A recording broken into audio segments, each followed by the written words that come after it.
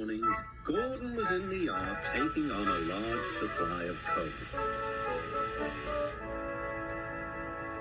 "That's the third load of coal you've had today, Gordon," said James. "Some might say you're being rather greedy." "I'm an important engine," replied Gordon. "Important engines need plenty of coal, but I doubt if you would understand that, James." James snorted and went about his work. Later, Gordon was taking on water from a standpipe because the water tower was under repair. "I wouldn't drink too much of that water if I were you, Gordon. It might give you boiler ache." "Ah," said Gordon. "What's this? Educating Gordon Day. First James and now you, Duck. Big engines have big needs. Little engines are just annoying." "Don't say I didn't warn you," laughed Duck. Later, Gordon steamed into the yard at the big station. "That's what I need," exclaimed Gordon. There, emerging out of the sheds, were two shiny tenders. "Now, if I had two tenders," said Gordon, "I wouldn't need to stop so often, and I wouldn't have to listen to silly little engines." "Those tenders belong to a visitor," replied his driver.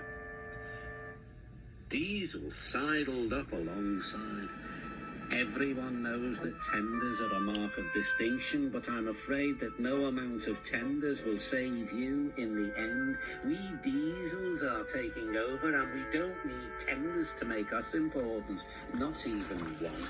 Gordon was most upset. He was feeling just the same the next day. "I'm not happy."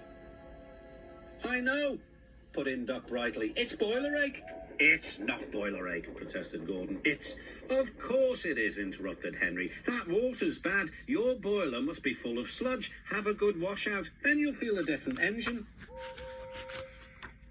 "Don't be vulgar," puffed Gordon. He backed down onto his train, hissing mournfully. "Cheer up, Gordon," said the Fat Controller. "I can't, sir. Is it true what Diesel says, sir?" "What does he say?" "That diesels are taking over." "Don't worry, Gordon, that will never happen on my railway." "And one more thing, sir. Why did the visitor have two tenders?"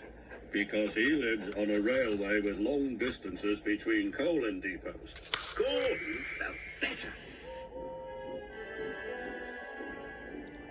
But Henry started complaining. He banged some trucks angrily. "I always work hard enough for two," he puffed. "I deserve another tender." Duck whispered something to Donald. He was going to play a trick on Henry. "Henry," he asked innocently, "would you like my tenders?" "Yours? What have you got to do with tenders?" "All right," said Duck. "The deal's off. Would you like them, Donald?" "I wouldn't deprive you of the honour," replied Donald.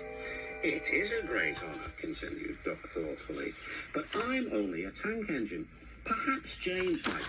"I'm sorry I was rude," said Henry hastily. "How many tenders have you, and when could I have them?" I have 6, and you can have them this evening." "6 lovely tenders," chortled Henry. "What a splendid sight I'll be." Henry was excited all day. "Do you think it'll be all right?" he asked for the umpteenth time. "Of course," said Duck. "They're all ready now." The other engines waited where they could each get a good view. But Henry wasn't a splendid sight at all. His 6 tenders were very old, dirty, and filled with boiler sludge. "Had a good washout, Henry," called a voice. "That's right. You'll feel a different engine now." Henry was not sure, but he thought the voice belonged to Gordon.